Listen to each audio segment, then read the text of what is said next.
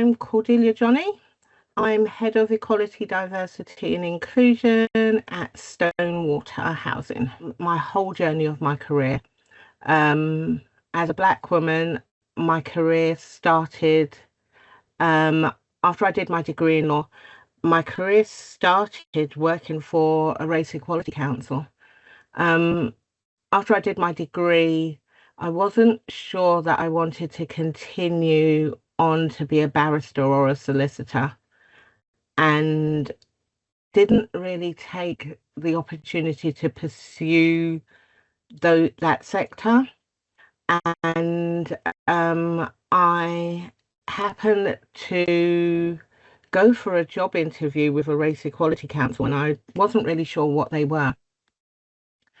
But I met my first mentor, who was a male, who told me that as a Black woman, I would have to be bigger, better, stronger, louder to make my presence known in the world. And he was like, it's hard enough for Black men, but it's harder for Black women. And that was my first real realization. I'd experienced racism before, but that was my first real realization that actually the world wasn't meant for someone like me. And if I wanted to get anywhere within the world, I would have to do what I can to fight for change. Um, he taught me everything he knew about race equality, and I taught him everything I knew about the law, and we made a really good team. He pushed me to do casework for the Commission for Racial Equality, and that was the beginning of my journey. From there, I went on to work in the public sector, and I've worked in the private sector, all the time doing EDI. I haven't worked outside of EDI. I started in race equality. I then, because I was a woman, learned about gender parity. And the other thing about me is I'm also disabled. And that pushed me to learn all about disability legislation. And my EDI journey was off and running. I'm an advocate for every form of equality, diversity, and inclusion. I believe you can't claim a protection if you won't give a protection. So therefore, you have to be an active ally in the parts or in the EDI areas that you don't have. So it's not enough to just say, I'm just this intersectional person and these are the parts that I need to promote or I need to champion. You have to champion it all. You have to do it all. You have to care about everybody. This world doesn't work if we believe a man is an island. No man is an island. It doesn't work. We need to care for each other. And I think that's really important. And my profession and my culture have formed part of how I do that. At Stonewater, I champion bring your whole self to work. And I really believe that I bring my culture to work to the point where as we're working on our ethnicity strategy, we're looking at how we increase the diversity of our organisations. And I will take Stonewater to places like Notting Hill Carnival. I will engage with ethnicity community programs, just so we're able to do that. And that's part of who I am. When asked to describe myself, I was born in the East End. I say I'm a good East End girl with a Caribbean heritage. I can't separate the two. I also can't separate my disability. So as my disability has taken hold, I've learned that it's important to think about my disability. And a lot of the times I think about my disability before I think about the fact that I'm a woman, before I think about the fact that I'm a Black woman. And it's really important because a lot of the times the discrimination I face comes from my disability first. because I find the world doesn't think about disabled people.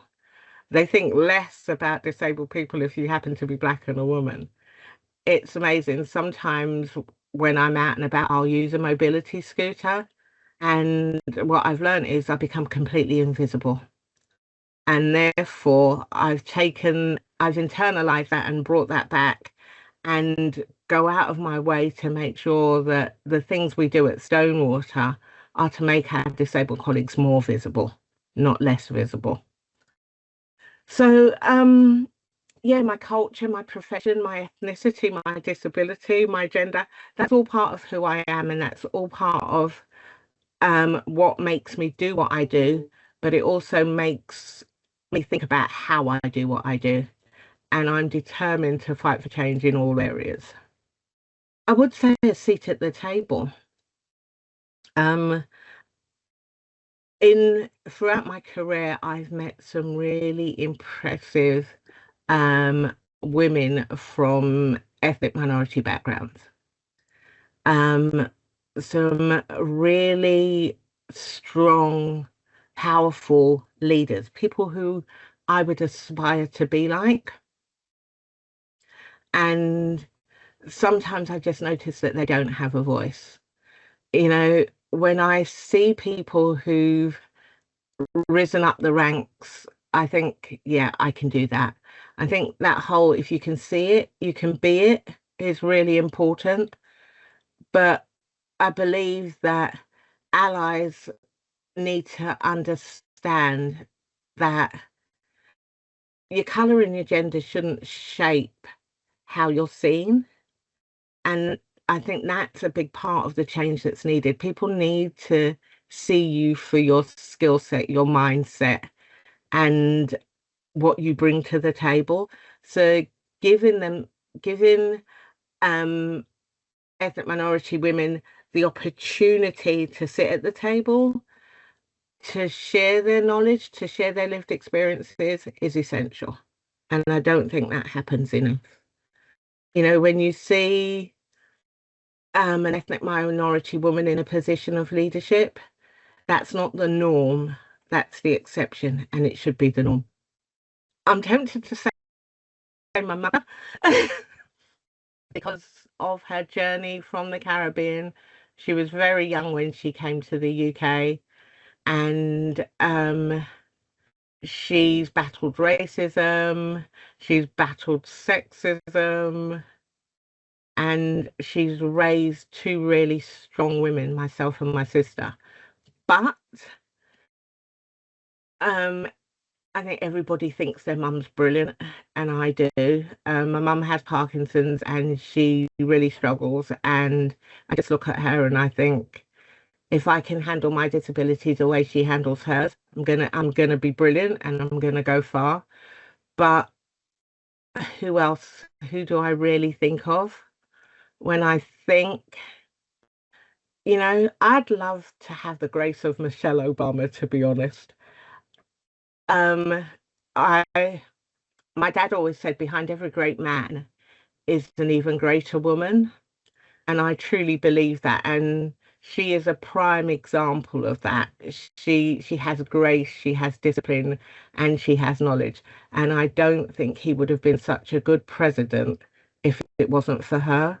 So apart from my mother, it would be him. And if I had to pick somebody who was British, it would be every black woman who came before me, because we stand on the shoulders of greatness. And I don't think I would have gotten as far as I have if I didn't have those people who came before me. So, as much as I wouldn't be able to name somebody, I name them all because they're all deserving.